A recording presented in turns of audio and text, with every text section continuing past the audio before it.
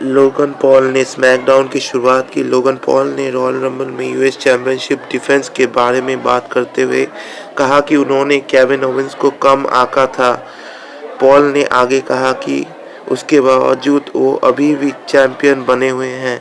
जल्द ही लोगन ने अपनी तारीफ करते हुए रोस्टर में खुद को सबसे ताकतवर बताया। उसके बाद केविन ओवेंस ने सेगमेंट में दखल देते हुए यूएस चैंपियन को बेवकूफ़ बताया और यूएस चैंपियनशिप जीतने को लेकर बात की। उसके जवाब में लोगन पॉल ने कहा कि केविन ओवेंस रॉयल रंबल में उनके जाल में फंस गए थे। ओवेंस ने यूएस चैंपियनशिप मैच में रेफरी द्वारा किए काम की तारीफ की और रीमैच में पॉल को हराने का दावा किया। हालांकि लोगन ने कहा कि केविन को रीमैच नहीं मिलेगा। और इसके बाद केविन ओवेंस का ऑस्टिन थ्योरी से मैच होता है। मैच के एंडिंग मोमेंट्स में ब्रेस नकल से हमला करते हैं केविन ओवेंस और इस मैच को जीत लेते हैं। ओवेंस मुकाबले के बाद लोगन का पीछा करते हुए दिखाई दिए पर लोगन पॉल वहां से भाग गए। बेली ने प्रोमो कट करते हुए कहा कि रेसलमेनिया में women's championship, tag team championship जीतने जैसी कई चीज़ की है और बताया कि ये साल खास होने वाला है। जल्द ही बेली ने डैमेज कंट्रोल फैक्शन की तारीफ की और बताया कि उनके दोस्त ने उन्हें हमेशा सपोर्ट किया। वुमेन्स रॉयल रंबल विजेता ने डैमेज कंट्रोल को परिवार भी बताया। उस वक्त उनके सभी साथी हंस रहे थे। उसके बाद बेली ने women's world champion Rhea Ripley की बात की। जल्द ही बेली ने इयो स्काई, आस्का और कायरी जेन पर तेज कसते हुए कहा कि कई बार जिन्हें आप दोस्त समझते हैं वो दोस्त नहीं होते हैं। उन्होंने डैमेज कंट्रोल को हंसना बंद करने के लिए कहते हुए खुलासा किया कि उन्हें जापानी आती है और उन्हें पता है कि सभी जापानी में उनके बारे में क्या बात करती थी। उसके बाद कायरी जेन और आस्का ने बेली पर हमला कर दिया और इयो स्काई भी उन पर हमला करने लगी।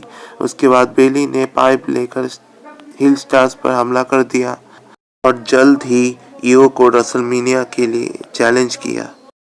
रोमन रेंस ने रिंग में आने के बाद फैंस को उन्हें एक्नॉलेज करने के लिए कहा।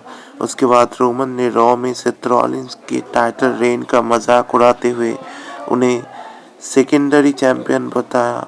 उन्होंने कहा कि सेथ डगाए नहीं है और तेज कसते हुए कहा कि रॉलिंस खुद को बैकहाउस चैंपियन मानते हैं और चोटिल हो जाते हैं। रोमन रेंस ने ये भी कहा कि वो सेथ रॉलिंस से 10 गुना कम काम करते हैं लेकिन 10 गुना ज़्यादा पैसे कमाते हैं।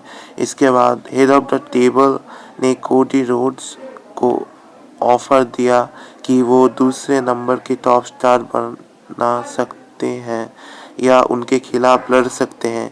कोडी रोड्स ने आकर रोमन रेंस से पूछा कि किस बारे में बात करनी चाहिए और उन्होंने रोमन को कहा कि बाकियों को रिंग से बाहर जाने के लिए कहो। इसके बाद रिंग में केवल कोडी रोड्स और रोमन रह गए। अमेरिकन नाइटमेयर ने ट्राइबल चीफ पर चीटिंग करने का आरोप लगाया और कहा कि वो अनडिस्प्यूटेड यूनिवर्सल टाइटल चाहते हैं। उसके बाद कोडी रोड्स ने रोमन रेंस से कहा कि क्या टाइटल जीतना कहानी खत्म करना है या रोमन से सब कुछ हासिल करना कहानी खत्म करना है। जल्द ही कोडी ने कहा कि वो रोमन रेंस के लिए आ रहे हैं लेकिन रेसलमेनिया में नहीं। जल्द ही कोडी ने कहा कि उन्होंने एक ऐसे शख्स से बात की है जो कि रेंस को काफ़ी अच्छे से जानते हैं। उसके बाद द रॉक ने एरिना में एंट्री करते हुए चौंका दिया। कोडी ने रिंग में रॉक से गले मिलने के बाद वहां से चले गए। वही पीपल्स चैंपियन और रोमन रेंस एक दूसरे को घूरने लगे और इसके साथ ही स्मैकडाउन का एपिसोड अंत हो गया।